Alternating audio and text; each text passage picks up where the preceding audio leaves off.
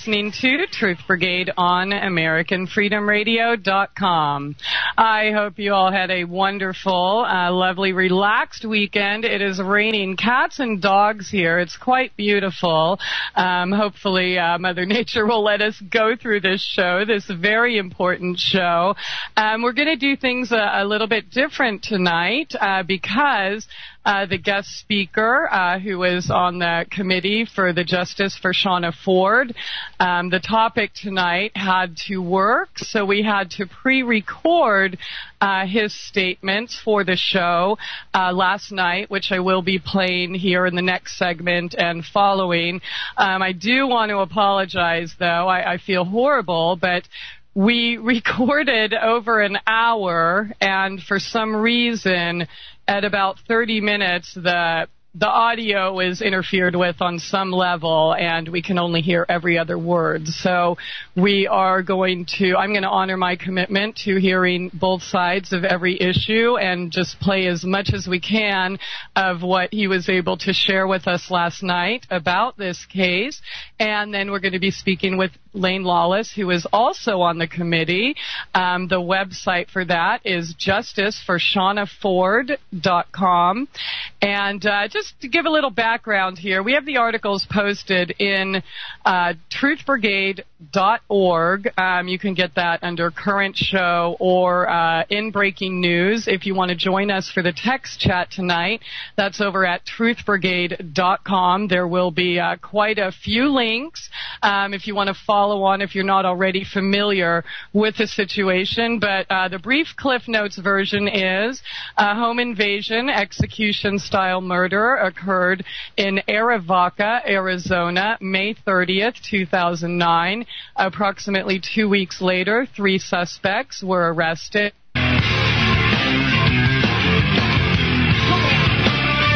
All right, wow, welcome back. You're listening to Truth Brigade on AmericanFreedomRadio.com. I think I am back. I have no idea what happened there.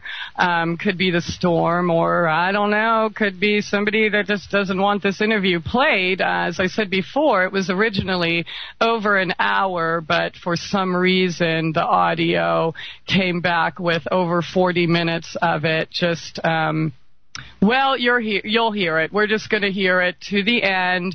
And I don't want to waste a lot of time right now because we do have 17 minutes to play in this segment. That's probably going to bring us up till break.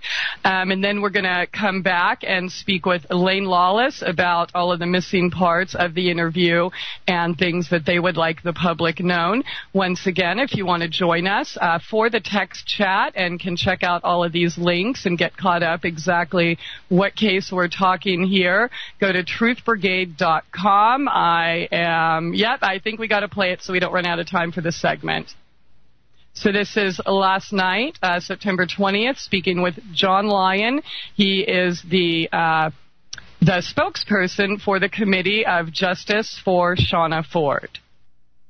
Well, I'm a Minuteman in spirit. I never actually joined any of those groups. You know, there are a number of Minutemen groups that have kind of splintered off over the years. But I met Lane at a Ron Paul rally.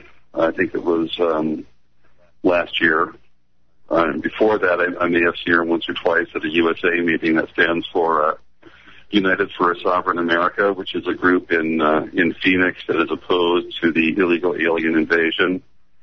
I noticed the Anti-Defamation League on their website, they made a reference to me and said that I was affiliated with the virulently anti-Hispanic USA, United for Sovereign America, and there's nothing virulent about them. There's a very reasonable bunch of people, most of them middle-aged or senior citizens, and they're not anti-Hispanic, they're anti-illegal immigration. So that's a display of the kind of irresponsible journalism that's been directed at Shawna, and by extension is directed at anybody who associates themselves in defense of her. And so since Lane and I have kind of put ourselves on the firing line, we've taken some shots, but it's been very irresponsible and not accurate. So is it safe to assume that you believe that you have evidence that shows that they are not guilty? Well, I was mostly interested in Shawna, and of course there's 3 people accused. They all strongly assert their innocence. And the basic, complaint I have is that anybody who's accused of a crime in the United States of America is entitled to a fair trial. In order to have a fair trial, you have to have an unbiased jury. What has been happening is that certain newspapers, including the Arizona Daily Star, which is the Tucson newspaper, have been printing information, going around, finding out, for example, Shawna was put out for foster care when she was quite young. They've located her birth mother. They've located her half-brother. They've located disaffected former associates in the Minutemen, and they've been able to put out a whole lot of very adverse information and allegations about Shawna, most of which would probably never have been admitted in court. Do you know Shawna personally? I don't know. Lane has made a number of visits down there. I've never met her. I just know her through Lane. And the fact that I have supported what Lane was doing on that website, and I'm acting as the official spokesman because sometimes Lane doesn't feel comfortable talking to the press because it gets aggravating. You talk to some people and they just try to turn things around and then try to find anything about you that they can that's embarrassing. And so, okay, you don't really know Shawna. No, never met her. You're leading the Justice for Shawna Forde website based solely on word of mouth through Lane. Solely on word of mouth and the things that she has sent me, the email clippings and different kinds of things that they've posted. And it's just based on a principle. You're entitled to a fair trial. And she's not going to get it, partly because irresponsible journalists have been trying to exploit Shawna's affiliation with the Minutemen. Well, it really hasn't been in mainstream. I mean, I know that it's in the Arizona and the local papers, but I'm frankly surprised it hasn't been on Fox and NBC and CNN and, the national stations. Well, I'm relieved to hear that it hasn't been. I'm just concerned that her trial will probably, if it's not in Tucson, will probably be in Arizona somewhere. So this is an issue that they're running these articles. Her home state is Washington State, and there's a paper up there in a town called Everett. I think it's the Herald, or I'm not sure what it is. Yeah, they've been running stuff also, and the case of Shawna is just one more example of what we've been seeing. We've had perhaps not national coverage of Shawna, but there's certainly been wide coverage, for example, of the shooting in the Holocaust Memorial Museum, the shooting of the abortionists. Well, what does her lawyer think about? I mean, it's obviously true that there should be a fair and unbiased, impartial jury, and in many high-profile cases, it gets tried in another county or perhaps another state. Has he or she talked about that or mentioned at least constitutionally trying for that angle? Well, the change of venue is almost certainly to be asked for.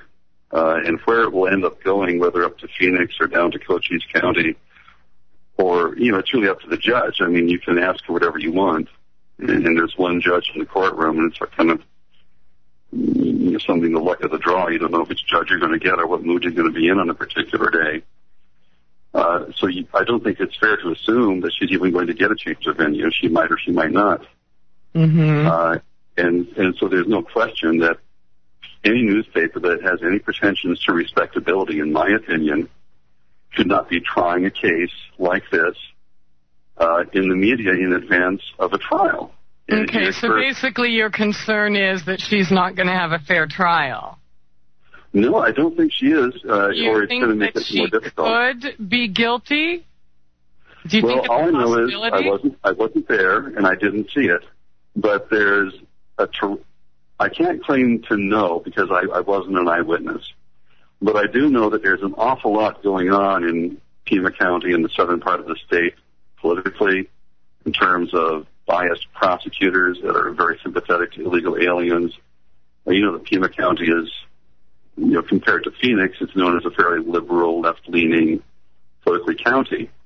So there's a higher level of hostility to the Minutemen than there would be in other places. So she's being tried in a relatively hostile environment. All kinds of law enforcement are involved in this, whether it's federal, state, or local.